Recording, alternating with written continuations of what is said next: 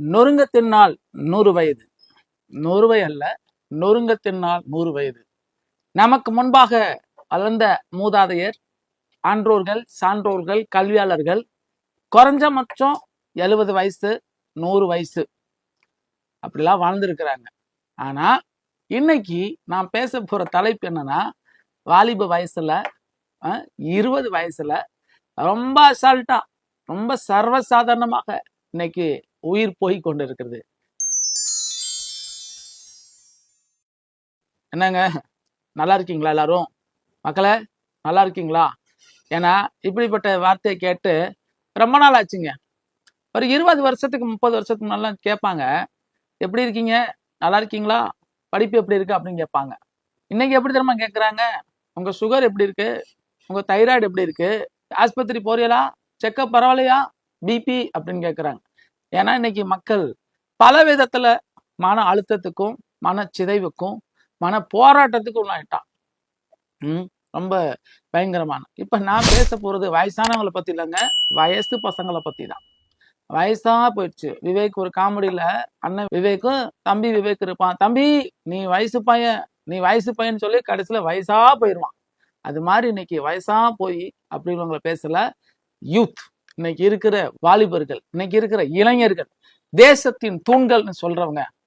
விவேகானந்தர் சொன்னாரு, என்கிட்ட 4 இளைஞர்களை கொடுங்க, நல்லது ஒரு இந்தியாவை கொடுக்குறேன். இன்னைக்கு இளைஞர்கள் இருக்கிறாங்கன்னா சரியா இருக்காங்கன்னா இன்னைக்கு இல்லை. தொடர்ந்து நம்ம பேசிக்கிட்டு இருக்கிறோம், இளமரணங்கள் ஏன், தற்கொலைகள் ஏன் ஏன் அப்படின்னு. ஏன் இதை முக்கியத்துவமா நம்ம பேசிக்கிட்டு இருக்கிறோம்னா, இந்தியாவின் தூண்கள் என்று சொல்கிறவர்கள் இந்த இளைஞர்கள்.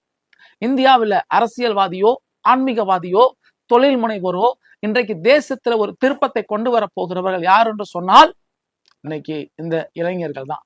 ஆனா இந்த இளைஞர்கள் இன்னைக்கு ஒரு விதமா போயிட்டு இருக்கிறாங்க.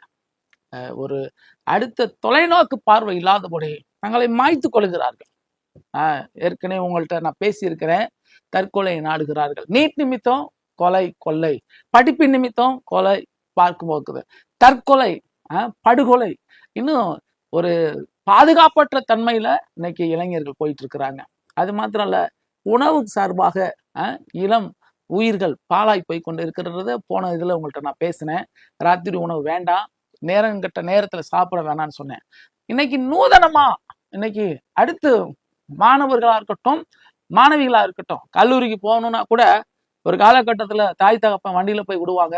ஆட்டோ வந்துச்சு, வேன் வந்துச்சு, கல்லூரி பஸ் வந்துச்சு.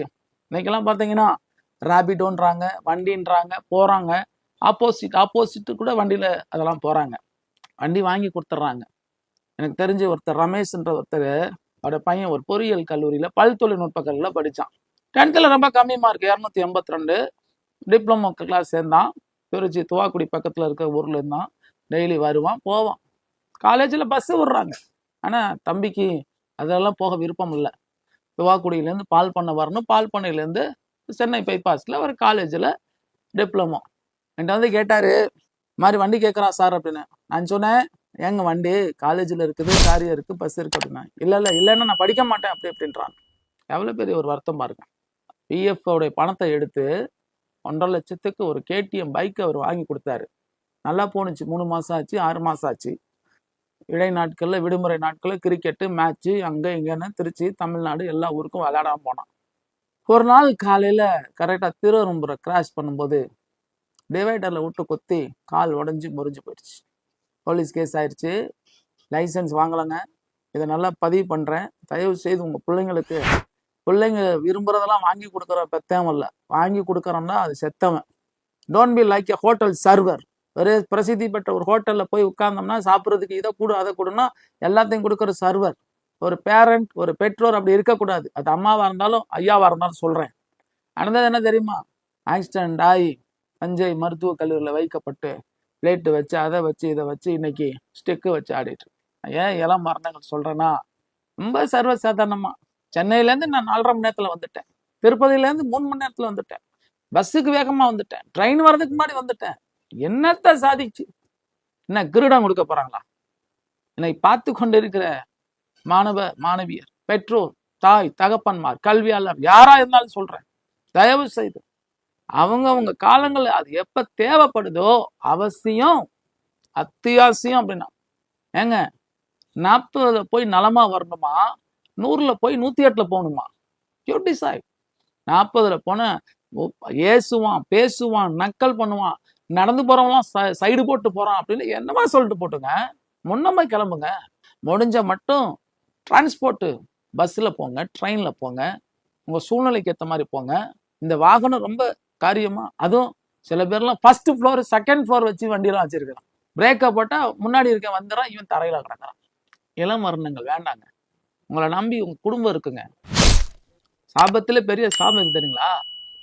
பெத்த பிள்ளை தான் பெத்தவனுக்கு முன்னாடி பிள்ளை இறக்குறதாங்க. வியாதியாச்சு, கொடூரமாச்சு, ஏதோ ஒரு சூழ்நிலை பரவாயில்ல, நம்ம மாய்ச்சிக்க கூடாதுங்க. திரும்ப சொல்றேன், 40 போங்க, முடிஞ்சா 50, அதுக்கு மேல போகாதீங்க. கண்ட்ரோல்ல வைங்க. ஒண்ணுமா கிளம்புங்க, நேரமா கிளம்புங்க, போட்டி போடாதீங்க. உங்களுக்கு ஒன்றும் கிரீடம்லாம் தர போறதில்ல. எனக்கு அருமையான வாலிப தம்பி, வாலிப தங்கச்சி, இளைஞன், இளைஞி, உன் குடும்பம் உன்னை நம்பி இருக்கு. உன் தாய் தகப்ப என்ன தெரியுமா நினைக்கிறான்? என் பிள்ளை காலேஜுக்கு போய் பெரிய அளவுல நல்லா சம்பாரிச்சு நல்ல பிள்ளைங்களோட என் பேர பிள்ளைய பார்க்கணும்னு நினைக்கிறான். மண்ணள்ளி போட்டுறாதீங்க. பெண் பிள்ளைகளுக்கு சொல்றேன், லெஃப்ட் கேட்கறது, கூட போறது, சகாக்களோட இருக்கிறது. ஹாஸ்டல்ல தானே இருக்கேன், யார் பாக்குறா? என்னத்தை பாக்குறாங்க? எங்க பாக்குறாங்க? நம்ம ஹாஸ்டல்ல இருக்கோம். தயவு செய்து சொல்றேன், தயவு செய்து சொல்றேன், இனி வரும் காலங்கள்ல வண்டியினுடைய வேகம் வேணாம், மித வேகம் மிக நன்று. திரும்ப சொல்றேன், 40 போய் நலமாய் வாழ பழகி கொள்ளுங்கள். 100 110 140 போய் 108 போக வேண்டாம். எனவே இந்த பதிவில் உங்களுக்கு நான் பாரத்தோடு பகிர்ந்து கொள்ளுகிற காரியம், இளம் மரணங்கள் இனி திருச்சி அல்ல, தமிழ்நாடு அல்ல, இந்திய தேசம் அல்ல, எங்கும் இப்படிப்பட்ட கேள்விகள் கேட்கக்கூடாது. நல்ல விஷயத்த உங்கள்கிட்ட சொல்லியிருக்கிறேன். நல்ல விஷயத்த 4 பேத்துக்கு சொல்லி பாருங்க, நீங்க நல்லா இருப்பீங்க. எந்த வயதோ அந்த வயதுக்கு எப்ப தேவையோ, அவசியமோ அத்தியாவசியமோ, பெற்றோர்களுக்கு பணிவன்புடன் கேட்டுக்கொள்கிறேன். எனக்கு தான் கிடைக்கல, என் புள்ள நல்லா இருக்கும்னு நினைச்சினா அவனுக்கு எப்ப கிடைக்கணுமோ அப்ப கிடைப்பதற்கு அதை பயன்படுத்தி கொள்ளுங்கள். இனி எங்கும் அரைக்குவல் இளம் மரணங்கள் எழும்ப வேண்டாம் என்று சொல்லி நல்ல வாய்ப்புக்கு நன்றி கூறி விடைபெறுகிறேன். உங்கள் பேராசிரியர் அருள். நன்றி, நன்றி, நன்றி.